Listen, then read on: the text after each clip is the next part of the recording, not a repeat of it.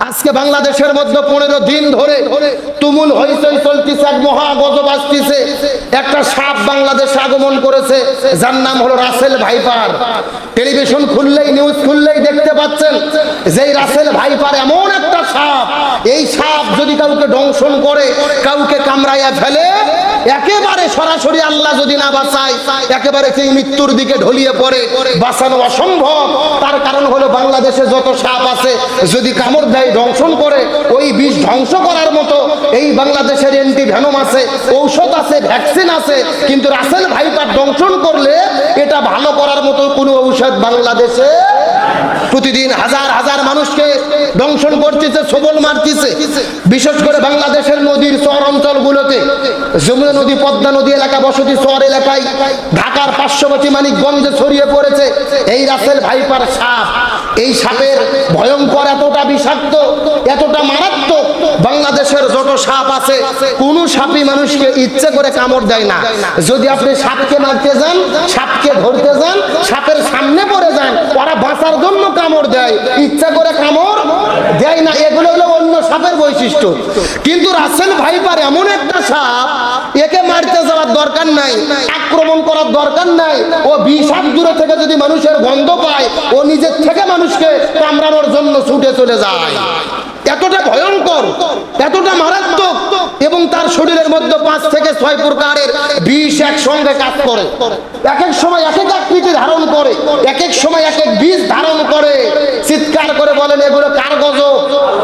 আমরা জানি এই পৃথিবীর ইতিহাস বলতেছে, হযরতে মূসা আলাইহিস সালামের জামানায় ফিরাউন যখন জনগণের উপরে জুলুম করেছিল, জনগণের উপরে অত্যাচার করেছিল, মানুষের উপরে নির্যাতন করেছিল, আল্লাহ তাআলা ফিরাউনের বাহিনীর উপরে সাপ প্রেরণ করেছিল, মশা প্রেরণ করেছিল, ব্যাঙ প্রেরণ করেছিল, বিভিন্ন জন্তু পাঠাইয়া পাঠাইয়া ফিরাউনের বাহিনীর উপরে আল্লাহ আযাব এবং গজব দিয়েছিল।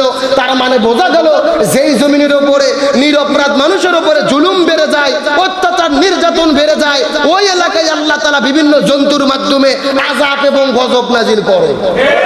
আজকে বাংলাদেশে এত দুর্দশা কেন আসতেছে? এত বন্যা, এত দুর্দশা, এত গজব, এত টর্নেডো, এত ঝড়, এত কিছুর কারণ কি?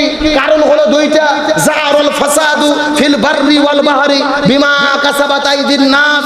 জলে এবং স্থলে যত বিপর্যয় ঘটে মানুষের দুই হাতের কামাই, এই দেশের উপরে নিরপরাধ মানুষের উপর যখন জুলুম বেড়ে গেছে, আল্লাহ তখনই বিভিন্ন আযাব এবং গজব নাজিল করতেছে। এই জন্য আমাদেরকে সচেতন থাকতে হবে, জুলুম থেকে আমাদের দূরে থাকতে হবে, নিরপরাধ মানুষের উপরে জুলুম বন্ধ করতে হবে, আমাদের হাত বন্ধ করতে হবে, দ্বীন ইসলামের পথে ফিরে আসতে হবে, কোরআন সুন্নাহর শাসন কায়েম করে কোরআন সুন্নাহ মতন জীবন চালাতে হবে।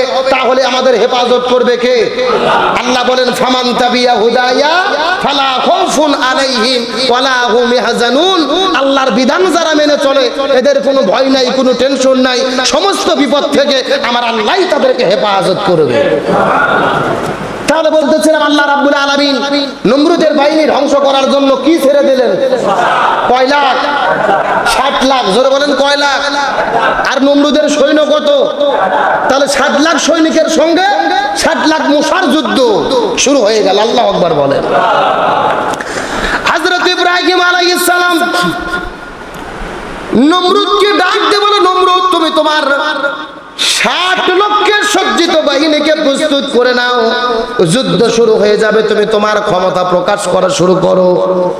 এই কথা বলার পরে নমরুদ তার বাহিনীদেরকে ডাক দে, বলো, বাহিনীরা, তোমরা যুদ্ধের দামামা বেজে দাও, ঢোল পেটানো শুরু করো, 60 লক্ষ সৈনিক একই সঙ্গে অস্ত্রের মহড়া দাও।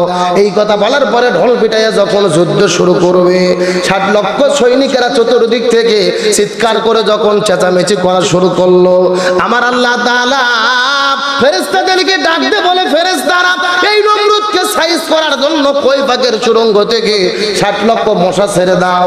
এই কথা বলার পরে যখন সুড়ঙ্গ, কৈফাকের সুড়ঙ্গ ছেড়ে দেওয়া হলো, একসঙ্গে 60 লক্ষ মশা বের হওয়ার পরে ভন ভন ভন ভন ভন ভন শব্দ করে করে ওই বাবেল শহরের দিকে উপর থেকে 60 লক্ষ মশা যখন একসঙ্গে আসা শুরু করলো, সূর্যের আলো বন্ধ হয়ে গেল, হঠাৎ করে অন্ধকার শুরু হয়ে গেল, আর এমন ভাবে 60 লক্ষ মশা ভন ভন করা শুরু করলো। আল্লাহ হুকুম দিল, মশারে, এতদিন পর্যন্ত কৈফাকের সুরঙ্গের মধ্যে তোমাদেরকে আটকায় রেখেছিলাম, খাবার তো তেমন তোমাদেরকে দেই নাই, আমি বসে বসে তোমাদেরকে যতটুকু লাগে খাওয়াইছি, কিন্তু আমি আল্লাহ হুকুম করলাম, আমি আল্লাহ তোমাদেরকে হুকুম দিয়ে দিলাম, ওই যে নমরুদের 60 লক্ষ সৈনিক আছে, এই 60 লক্ষের সৈনিকদের রেখে আমি তোমাদের খাদ্য বানাইয়া দিলাম। চিৎকার করে বলেন আল্লাহু আকবার। আল্লাহর হুকুম পাওয়ার পরে মশাগুলো বড় পাগল হয়ে গেল, ভন ভন ভন ভন করে বাবেল শহরে যখন আসা শুরু করলেন, এই জমিনের কাছাকাছি যখন চলে আসবে মানুষেরা পাগল হয়ে গেল। এত জোরে বিকট শব্দ কোথায় থেকে শুরু হলো? 60 লক্ষ মশার ভনভনে শব্দের ভেতরে পুরো জমিনটা কম্পনে শুরু হয়ে গেল। বলেন আল্লাহু আকবার। এখন আমি আপনাদেরকে জিজ্ঞাসা করে বলেন তো, ওই কয়ে ফাঁকের মশার গল্প বাদ দেন, নমরুদের মশার গল্প বাদ দেন, আপনার ঘরের মধ্যে মশারির মধ্যে যদি একটা মশা আটকে যায় আর ওই মশা যদি ভন ভন ভন ভন করে, আরাম লাগে নাকি অসহ্য লাগে? কথা কর না কে? ওই এক মশার ভন ভনানের শব্দতে সারা রাতে ঘুম হয় না, ঘুমোর থেকে লেপে উঠে মনে হয় যে এটাকে আগে মারবো তারপরে ঘুম পারবো। কতক্ষণ ঠিক কিনা? তার মানে মশার এমন একটা ভন ভনানের শব্দ, ওটাও অসহনীয় শব্দ, ভালো লাগে না, সহ্যনীয় নয়। তাহলে একটা মশার সহ্যই যদি আমরা সহ্য করতে না পারি, আল্লাহর হুকুমে 60 লক্ষ মশাগুলো চিৎকার করে যখন ভন ভন ভন ভন করে আসা শুরু করলো, মানুষেরা বড় পাগল হয়ে গেল। এত মশা কোথা থেকে? এত ভাগ ধরে ধরে আসমান থেকে কেমন করে নাজিল হয়? এত মশা কেমন করে এক জায়গার মধ্যে একত্রিত হলো? এত জোরে হইচই করা শুরু করলেন, এত জোরে ভনভন শব্দ শুরু হয়েছে, পুরো শহরটা কম্পনে কম্পিত হয়ে গেল। সৈনিকগুলো তো যুদ্ধ করতে পারে না, সবাই কানের মধ্যে 2টা আঙুল ঢুকাইয়া দিয়েছে ওই মশার ভনভন শব্দ থেকে নিজেদের রক্ষা করার জন্য। যখন কানের মধ্যে লোক ঢুকাইয়া দিল, প্রত্যেকটা সৈনিক কানের মধ্যে লোক ঢুকে দেওয়ার পরে এই 60 লক্ষ মশা যখন একসঙ্গে আগমন করেছে, এই জমিনের মধ্যে আগমন করার পরে এই 60 লক্ষ মশা প্রত্যেকটা সৈনিকের কারুবা নাকের মধ্য দিয়ে, কারুবা কানের মধ্য দিয়ে, কারুবা মুখের মধ্য দিয়ে 60 লক্ষ মশা তাদের দেহের মধ্যে ঢুকে মাথার মধ্যে যাওয়ার পরে এই 60 লক্ষ সৈনিকের মগজের ওপরে মশাগুলো বসে সৈনিকদের মাথার মগজগুলো কামড়ানো শুরু করেছে। পৃথিবীর সবচাইতে বড় জালেম বাদশা হলো নমরুদ। পৃথিবীর এক প্রান্ত থেকে অন্য প্রান্তে শাসন করেছে। প্রথম দিন আলোচনা শুরু করার দিন আমি আপনাদের মধ্যে বলেছিলাম তামাম পৃথিবী 4 জন শাসক শাসন করেছে। 2 জন হলো ইমানদার আর 2 জন হলো কাফের। কাফেরদের মধ্যে 2 জন হলো নমরুদ আর একজনের নাম হলো বক্তে নসর। আর ইমানদারদের মধ্যে 2 জন সুলাইমান আর হলেন বাদশা জুলকারনাইন। এই তামাম পৃথিবীর পূর্ব থেকে পশ্চিম, উত্তর থেকে দক্ষিণ তামাম পৃথিবী শাসন করেছে। এই নমরুদ যখন নিজেকে রব বলে দাবি করেছে, 60 লক্ষ বাহিনী প্রস্তুত হয়ে গেল। আল্লাহ 60 লক্ষ মশা যখন প্রেরণ করলো, এই 60 লক্ষ সৈনিকের মাথার মধ্যে ঢুকে পড়েছে।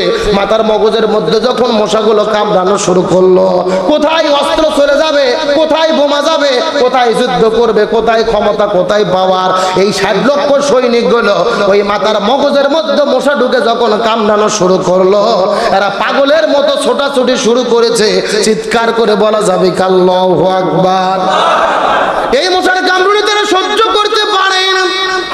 একবার ডান দিকে দৌড়ায়, আর একবার বাম দিকে দৌড়ায়, একবার পশ্চিম দিকে দৌড়ায়, পূর্ব দিকে দৌড়ায়।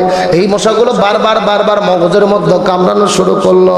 মাথার মগজের মধ্যে যখন কামড়ানো শুরু করলেন, মানুষ বড় পাগল হয়ে গেল, সৈনিকেরা বড় পাগল হয়ে গেছে। কিতাবের মধ্যে এসেছেন, তাফসীরের মধ্যে পাওয়া যায় যেই সৈনিকদেরকে আল্লাহকে হত্যা করার জন্য তৈরি করা হয়েছিল, ওই সৈনিকেরা মশার কামড় মগজের মধ্যে সহ্য করতে না পেরে নিজের তরোয়াল দিয়ে নিজের পেটের মধ্যে আঘাত করে, নিজের অস্ত্র দিয়ে নিজের মাথার মধ্যে আঘাত করে তারা নিজেই পৃথিবী থেকে বিদায় নিয়ে চলে গেছে। কার ফায়সালা? কার বিচার? সেই 60 লক্ষ সৈনিক রেডি করলেন আল্লাহকে মারার জন্য। জোরে বলেন, কাকে মারার জন্য?